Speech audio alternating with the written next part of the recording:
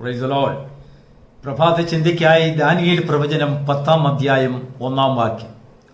പാർസി രാജാവായ കോരശിന്റെ 3-ാം ആണ്ടിൽ ബെൽശസ്സർ എന്നു പേരുള്ള ദാനിയേലിന് ഒരു കാര്യം വെളിപ്പെട്ടു. ആ കാര്യം സത്യവും മഹാകഷ്ടമുള്ളതും ആയിരുന്നു. അവൻ ആ കാര്യം ചിന്തിച്ച് ദർശനത്തിന് ശ്രദ്ധ വെച്ചു. നല്ല ഒരു പ്രഭാതത്തെ ദൈവം നമ്മുടെ ജീവിതത്തിൽ വീണ്ടും ദാനമായി തന്നതിനെ ഓർത്ത് ദൈവത്തെ സ്തുതിക്കുന്നു. ഈ ആണ്ടിന്റെ അവസാന നാളുകളിലേക്ക് നാം കടന്നു വന്നിരിക്കുകയാണ്. ഈ ആരംഭം മുതൽ, ഈ വർഷത്തിന്റെ ആരംഭം മുതൽ ഈ നാൾ വരെയും ദൈവം നമ്മെ അത്ഭുതകരമായി സൂക്ഷിച്ചു, പരിപാലിച്ചു. സുഖമായിട്ടല്ല, പലപ്പോഴും കഷ്ടങ്ങളിൽ കൂടെ.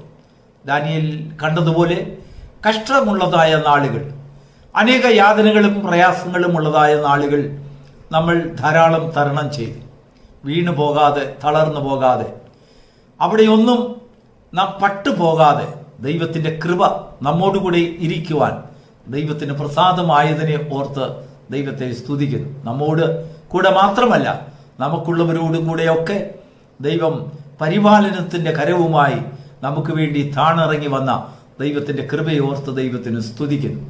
ദൈവത്തിന് സ്തോത്രം. പ്രിയപ്പെട്ട ദൈവമക്കളെ, ദാനിയേലിന്റെ ജീവിതത്തിലേക്ക് ഈ പ്രഭാതത്തിൽ നമുക്കൊന്ന് തിരിഞ്ഞു നോക്കാം. അല്പനിമിഷങ്ങൾ.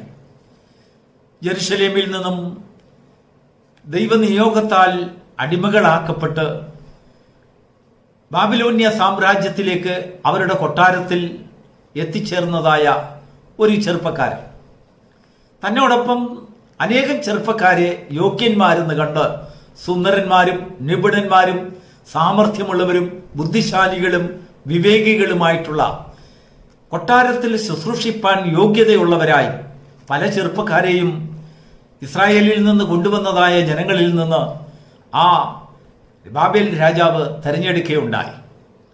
എന്നാൽ ദാനിയേലിൽ ഒരു വിശേഷതയുണ്ടായി. അവരിൽ നിന്നൊക്കെയും ദാനിയേൽ രാജകൊട്ടാരത്തിലെ ഭോജനം കൊണ്ടും അവിടുത്തെ വീഞ്ഞിനാലും മദ്യം കൊണ്ടും ഒന്നും ദൈവത്തിന്റെ പ്രമാണത്തിൽ നിന്ന് താൻ തെറ്റിപ്പോകുകയില്ല, താൻ ദൈവസന്നിധിയിൽ എടുത്തതായ തീരുമാനത്തിൽ നിന്ന് താൻ വ്യതിചലിക്കുകയില്ല എന്ന് താൻ തന്നെ ഉറപ്പിച്ചു. മറ്റു കൂട്ടുകാർക്കൊന്നുമില്ലാത്തതായ ഒരു സ്വഭാവം. ദൈവത്തിന് സ്തോത്രം. അടിമയാക്കി കൊണ്ടുപോയപ്പോൾ തന്നെ ദാനിയേൽ ദൈവത്തോട് പറഞ്ഞു, ഞാൻ ബാബേലിലല്ല, പാർസിയിലല്ല, ലോകത്തിന്റെ ഏതു ഭാഗത്ത് നീ എന്നെ കൊണ്ടുപോയിരുന്നാലും ശരി, അവിടെയൊക്കെയും നിന്നോടുള്ളതായ ബന്ധം ഞാൻ കർശനമായി സൂക്ഷിക്കും. ദാനിയേൽ സ്വയം എടുത്തതായ ഒരു പ്രതിഷ്ഠയാണ്. ദൈവത്തിന് സ്തോത്രം. ആ പ്രതിഷ്ഠയെ ദൈവം മാനിക്കുകയുണ്ടായി. ഇവിടെ ഇപ്പോൾ നാം വായിച്ച വേദഭാഗത്തിൽ ദാനിയേലിന് ഒരു വലിയൊരു ദർശനമുണ്ടായി. ആ ദർശനം നല്ല സുഖമുള്ള ഒരു ദർശനമല്ലായിരുന്നു, സന്തോഷിക്കുവാനുള്ള ദർശനമായിരുന്നില്ല. നമ്മളെല്ലാവരും സ്വപ്നം കാണുമ്പോൾ സന്തോഷമുള്ള സ്വപ്നം കാണുവാൻ ആഗ്രഹിക്കുന്നു.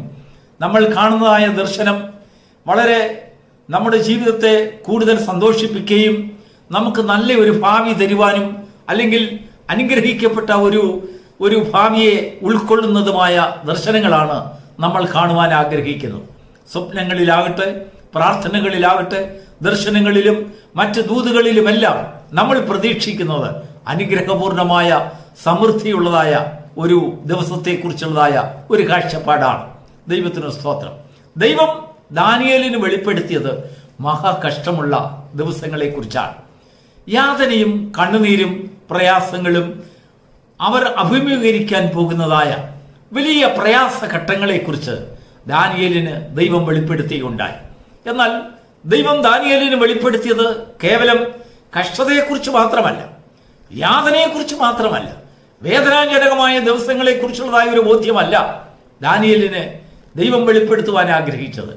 ഈ വേദനാജനകമായിട്ടുള്ളതായ, കണ്ണുനീര് നിറഞ്ഞതായ, യാതനകൾ നിറഞ്ഞതായ, അനേക അടിമത്ത സ്വഭാവത്തെ അല്ലെങ്കിൽ അടിമ വാഴ്ചകൾ നിറഞ്ഞതായ അനേക കണ്ണുനീരിന്റെ ദിവസങ്ങൾ വരുമ്പോഴും ദൈവജനത്തിന് അവിടെ എങ്ങനെ പിടിച്ചു നിൽക്കുവാൻ കഴിയും, ദൈവജനത്തിന് അതിനെ എങ്ങനെ തരണം ചെയ്യുവാൻ കഴിയും എന്നായ പദ്ധതിയെക്കുറിച്ചാണ് ദൈവം ദാനിയേലിനോട് സംസാരിച്ചിട്ടുള്ളത്, ദാനിയേലിന് വെളിപ്പെടുത്തി കൊടുത്തത്.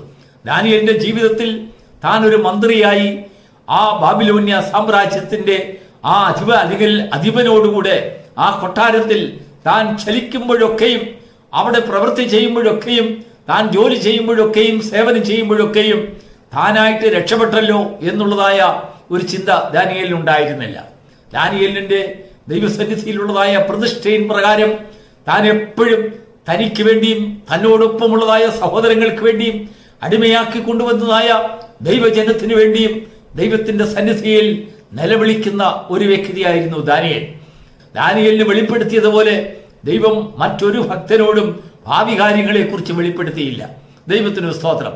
അതുകൊണ്ട് അതിന്റെ ഇന്ന് നാം വായിച്ചതായ ആ 10-ാം അധ്യായത്തിന്റെ 7-ാം വാക്യത്തിലേക്ക് നമ്മളൊന്ന് കടന്നു വരുമ്പോൾ അവിടെ ഇങ്ങനെ രേഖപ്പെടുത്തിയിരിക്കുന്നു: ഈ ദർശനം ഞാൻ കാണുമ്പോൾ, ഈ കഷ്ടത്തെക്കുറിച്ചുള്ളതായ ദർശനം ഞാൻ കാണുമ്പോൾ, ഞാനല്ലാതെ മറ്റാർക്കും ആ ദർശനം കാണുവാൻ കഴിഞ്ഞില്ല. എന്നോടൊപ്പം കുറെ പുരുഷന്മാരുണ്ടായിരുന്നു എങ്കിലും അവരൊരു മഹാശബ്ദം കേട്ടു, അവർ ഭ്രമിച്ചു, അവർ ഓടി ഒളിച്ചു. 7-ാം വാക്യത്തിൽ അങ്ങനെയാണ് കൊടുത്തിരിക്കുന്നത്. ആ ശബ്ദം കേട്ട് അവർ ഭ്രമിച്ചു, ഓടി ഒളിച്ചെങ്കിലും ഭ്രമിക്കാതെ ഉറച്ച് ദാനിയേൽ നിന്നു. കാരണം അവൻ ഓടിപ്പോകുവാൻ വ്യവസ്ഥയില്ല. ദൈവത്തിന്റെ സന്നിധിയിൽ ദൈവത്തോട് അവനൊരു പ്രതിഷ്ഠ എടുത്തിട്ടുണ്ട്. എത്ര കഷ്ടങ്ങൾ വന്നിരുന്നാലും ദൈവം തനിക്ക് വെളിപ്പെടുത്തുന്നതായ കഷ്ടതയുടെ മധ്യത്തിൽ ദൈവജനത്തിന് ആ കഷ്ടതയിൽ നിന്ന് തെറ്റി ഒഴിയുവാനുള്ളതായ മാർഗത്തെക്കുറിച്ച് തനിക്കാണ് അത് മറ്റുള്ളവരോട് ഉപദേശിക്കുവാൻ ദൈവം നിയോഗിച്ചിട്ടുള്ളതെന്നുള്ളതായ ഒരു നിയോഗബോധം ദാനിയേലിനുണ്ടായി. അവൻ ഉറച്ചു നിന്നു. അവൻ ബലഹീനനായപ്പോൾ, തളർന്നു പോയപ്പോൾ, ദൈവശബ്ദം കേട്ട് അവന് ബലമില്ലാതായപ്പോൾ അവൻ ദൈവത്തോട് പറഞ്ഞു, ദൂതനോട് പറഞ്ഞു, അയ്യോ യജമാനനെ, ഞാൻ ബലഹീനനായിരിക്കുന്നു. അവൻ ബലഹീനനായിരുന്നപ്പോഴൊക്കെയും ദൈവത്തിന്റെ ദൂതൻ അവനെ തൊട്ടു. അല്ലയോ ദാനിയേലേ, ദൈവത്തിന് ഏറ്റവും പ്രിയപ്പെട്ട പുരുഷനായ ദാനിയേലേ, നീ ശക്തനായിരിക്ക, നീ നിവർന്നു നിൽക്ക. ദൈവത്തിന് സ്തോത്രം. ദൈവസന്നിധിയിൽ ഉറച്ചു നിന്ന് ഓടിപ്പോകാതെ ദൈവം വെളിപ്പെടുത്തി കൊടുത്തതായ കാര്യങ്ങളെ കുറിച്ച് അവൻ ചിന്താകുലനായി അതിൽ നിന്ന് ദൈവജനത്തിന് എങ്ങനെ രക്ഷപ്പെടാം എന്നുള്ളതായ ഒരു നല്ല ബോധ്യം ദൈവജനത്തിന് പകർന്നു കൊടുത്തതിനാൽ, ദൈവത്തിന്റെ വിശ്വസ്ത പുരുഷനായിരുന്നതിനാൽ എന്താണ് സംഭവിച്ചതെന്നറിയാമോ? ദൈവം ഒടുവിൽ ദാനിയേലിനോട് പറയുകയാണ്, അല്ലയോ ദാനിയേലേ, ഏറ്റവും പ്രിയ പുരുഷ, നീ ഇപ്പോൾ പോയിക്കൊള്ളുക. നിനക്ക് ഇപ്പോൾ നീ നിന്റെ വിശ്രാമത്തിലേക്ക് പോയിക്കൊള്ളുക. അവസാന കാലത്തിങ്കിൽ നിന്റെ ഓഹരി പ്രാപിപ്പാൻ നീ എഴുന്നേറ്റ് വരും. ദൈവത്തിന് സ്തോത്രം. നിന്റെ ഓഹരി ഞാൻ നിനക്കായി കാത്തുവെച്ചിട്ടുണ്ട്. ആ ഓഹരിയെ നിനക്ക് മാത്രമേ അത് സ്വീകരിക്കാൻ കഴിയുള്ളൂ. ഞാൻ ആ ഓഹരി മറ്റാർക്കും കൊടുക്കുകയില്ല. അത് വാങ്ങിക്കുവാൻ നീ എഴുന്നേറ്റ് വരണം. നീ എന്റെ സന്നിധിയിൽ നിൽക്കണം. ഈ ഉറച്ചു നിൽക്കുന്നത് പോലെ നീ നിൽക്കണം. പ്രിയപ്പെട്ട ദൈവമക്കളെ, ഈ വർഷത്തിന്റെ അവസാന കാലഘട്ടത്തിലേക്ക് നാം കടന്നു വന്നിരിക്കുകയും ദൈവം നമുക്ക് വെളിപ്പെടുത്തുന്നതായ കഷ്ടതയുടെ നാടുകളെ കുറിച്ച്, എത്ര വലിയ കഷ്ടതയും പ്രയാസവുമുള്ള നാടുകളാണ് നമുക്ക് മുൻപിലുള്ളതെങ്കിലും നിങ്ങൾ തകർന്നു പോകരുത്. ദൈവത്തിന്റെ സന്നിധിയിൽ ഉറച്ചു നിന്ന് നിങ്ങളുടെ കൂടെയുള്ളവരൊക്കെയും മഹാശബ്ദം കേട്ട് ഒരുപക്ഷെങ്കിൽ ഭ്രമിച്ച് ഓടി ഒളിച്ചേക്കാം. നീ ദൈവപുരുഷനെങ്കിൽ, ദൈവത്തെ സ്നേഹിക്കുന്നവനെങ്കിൽ, ദൈവജനത്തോട് നിനക്കൊരു ഉത്തരവാദിത്വമുള്ളവനാണെങ്കിൽ ഓടിപ്പോയിക്കൂടാ, ഉറച്ചു നിൽക്കുക. പക്ഷെങ്കിൽ നീ ബലഹീനനാണോ? ദൈവത്തോട് തുറന്ന് സമ്മതിക്കുക, കർത്താവേ, ഞാൻ ബലഹീനനായിരിക്കുന്നു, എനിക്ക് നാവ് അനക്കാൻ കഴിയുന്നില്ല. അപ്പോൾ ദൈവത്തിന്റെ ദൂതൻ നിന്റെ നാവിനെ തൊടും, നിന്റെ കരങ്ങളെ തൊടും, നിന്റെ ശരീരത്തെ തൊടും. നിന്റെ ബലഹീനത നിന്നിൽ നിന്ന് മാറ്റും. നിനക്ക് ദൈവം വെളിപ്പെടുത്തുന്നതായ കാര്യങ്ങളെ ചിന്തിച്ചുകൊണ്ട്, കഷ്ടതയെ കണ്ടുകൊണ്ട് ഓടിപ്പോകാതെ ഉറച്ചു നിന്ന് അതിന്മേൽ ചിന്താമഗ്നനായി അതിനെക്കുറിച്ച് ധ്യാനിക്കുന്ന ഒരു സ്വഭാവം രാവിലെയും ഉച്ചയ്ക്കും വൈകിട്ടും ദൈവത്തിന്റെ സന്നിധിയിൽ ഈ കഷ്ടതയുടെ നാളുകളിൽ ദൈവജനം എങ്ങനെ അതിൽ നിന്ന് തെറ്റിയൊഴിയും, എനിക്കും എന്റെ കുടുംബത്തിനും എങ്ങനെ രക്ഷപ്രാപിക്കാൻ കഴിയും, എന്റെ സഹോദരങ്ങൾക്ക് എങ്ങനെ രക്ഷപ്രാപിക്കാൻ കഴിയും എന്ന് ദൈവത്തോട് നിലവിളിക്കുന്ന ഒരു വ്യക്തിയാണെങ്കിൽ ദൈവം അത്ഭുതമായ കാര്യങ്ങളെ നിനക്കും നിന്റെ കുടുംബത്തിന് വേണ്ടി നിന്നിൽ കൂടെ വെളിപ്പെടുത്തുന്നതിനിടയായി തീരും. നിന്നെ അവിടെ ഒരു ആലോചകനാക്കി വെക്കും. നീ മറ്റുള്ളവർക്ക് അനുഗ്രഹമാക്കി വെക്കും. നിന്നെ ഒരു പ്രവാചകനായി ദൈവം അഭിഷേകം ചെയ്യും.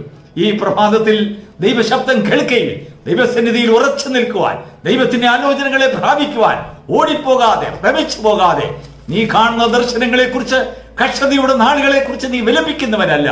അതിൽ നിന്ന് തെറ്റിയൊഴിയുവാൻ ദൈവത്തിൽ നിന്ന് വൻകൃപ ഏറ്റുവാങ്ങുന്ന ഒരു ദൈവത്തിന്റെ പ്രിയ പുരുഷനായി തീരുവാൻ ദൈവം നിന്നെ സഹായിക്കുമാറാകട്ടെ. God bless you.